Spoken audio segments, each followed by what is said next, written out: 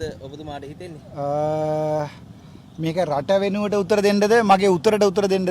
උත්තරට බලුවාම අපිට පාඩුයි. අපිට මොකුත් නෑ මේකේ. මම නියෝග කරන්නේ අපේ මිනිස්සුනේ. අපේ මිනිස්සු කියන්නේ සිංහල දෙමළ කියලා බෙදන්න එපා. මම බලන්නේ උත්තරේ ඉන්න මිනිස්සුන්ට මොනවද තියනවද කියලා. ගිය සැරේ නම් ටිකක් තිබ්බා. ඒක පාවිච්චි කරලා නෑ. මම හිතන්නේ මේ සැරේ මොකුත්ම නෑ. එකක් සතුටුයි වාහනගෙන මේ එම්පිලාට වාහන ඒ කියන්නේ පර්මිට් එක දෙන්නේ නැතුව අවුරුදු පාවිච්චි කරන වාහනේ දෙනවා කියලා කැපයක් දෙනවා කියලා ජනාධිපතිතුමා කිව්වා. ඒක නම් මට කාර් එකක් තියෙනවා මට කිසි අවුලක් නැහැ. හැබැයි මම නම් ඒක හොඳ තීරණයක් කියලා මම විශ්වාස කරනවා. මොකද සාමාන්‍ය පර්මිට් එක දුන්නාම පර්මිට් එක කෝටි 6ක් කෝටි 7ක් විතර විකුණලා ඒ සල්ලි හොරා කරනවානේ එම්පිලා. එහෙම නැතුව වාහනයක් දීලා ඊට පස්සේ වාහනේ ආපහු ඒ කාලේ ඉවර වෙනකොට ආපහු ගන්න එක හොඳයි කියලා මම විශ්වාස කරනවා. ඊට අමතර ජනාධිපතිතුමා ගොඩාක් වෙලා කතා කරා නේද? ඔව් අනේ පය 4මාර මම නිදාගත්තත් එක්කනේ අප්පා.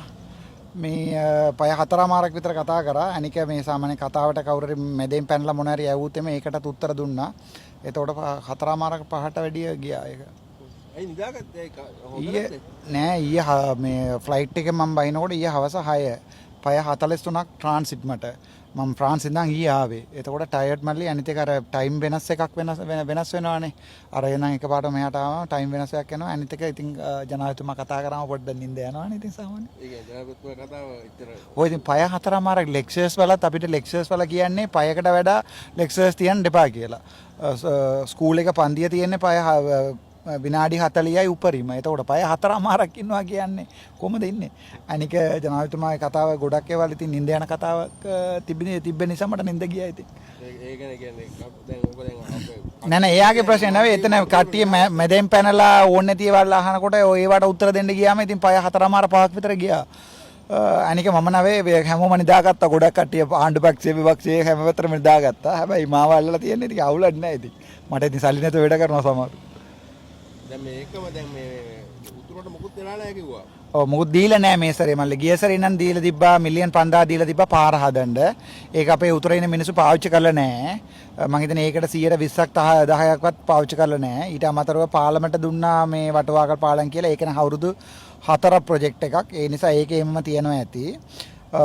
ඊට වෙනස් කරලා සාමාන්‍යයෙන් ජනාධිපතිතුමා දැන් උපරිම try කරන්නේ අල්ලන්න උතුරයි නගින හිරයි අල්ලගෙන ඒ මිනිස්සුත් අපිට කැමති කියලා පෙන්වන්න හදනවානේ. එතකොට ගිය සැරේ සල්ලි දීලා බලුවා හරි ගියේ නෑ. මේ පළාත් සභාවට කවුරු ඡන්ද දාලා නෑනේ. එතකොට ජනාධිපතිතුමා මං හිතන්නේ මේ සැරේ එපා වෙලා දෙන්න නැතුව ඇති.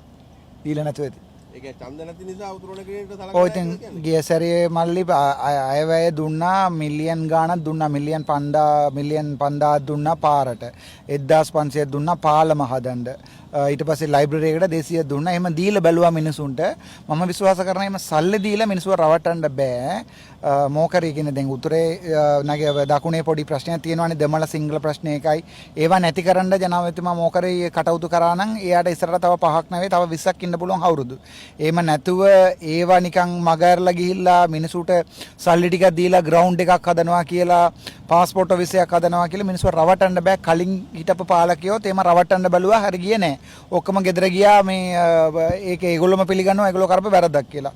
ඒ නිසා ජනාධිපතිතුමාත් දැන් අර උතුරේ තියෙන අර මේ ජාතිවාදී ප්‍රශ්න ටිකක් විසඳුමා නම් හොඳයි කියලා විශ්වාස කරනවා. දැන් අද දැක්කොත් අදත් අර තයිටි පන්සල වෙල්ල ගිහිල්ලා ඒ අදාළ මිනිස්සු අඩනවා ඒගොල්ලෝගේ අදාළ ඉඩමක් දෙන්න කියලා. එතන පන්සල හදලා තියෙනවා. එතකොට අපි ජනාධිපතිතුමා ජෙෆ්නා ආවම අපි කියනවා මේ ජනාධිපතිතුමා කරුණා කරලා ඒ ප්‍රශ්න විසඳ ගන්න අපි සපෝට් එකක් දෙන්නම් කියලා. හැබැයි ඒවා විසඳන්න නැතුව ඒමම තියාගෙන සිංගල දෙමළ කියලා බෙදලා මේවා කරනකොට මම විශ්වාස කරනවා මේගොල්ලෝටත් ආණ්ඩුවට ගොඩක් කාලෙ ඉන්න වෙන්නේ නැහැ. මිනිස්සුන්ගේ හිතේ මොනවද තියෙන්නේ කියලා ස්ටඩි කරලා ඒකට වැඩ කරේ නැත්තම්.